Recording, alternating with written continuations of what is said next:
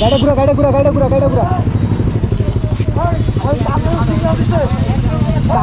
Tunnel signal দেওয়ার পরেও গাড়ি টান কমায় নাই।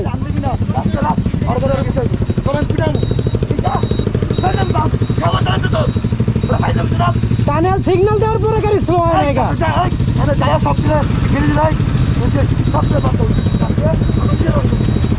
আর কি অর্ধেক কিচ্ছু হয় না তো কপাল বলো বাচ্চা বলো আজকে রামজি বাড়াই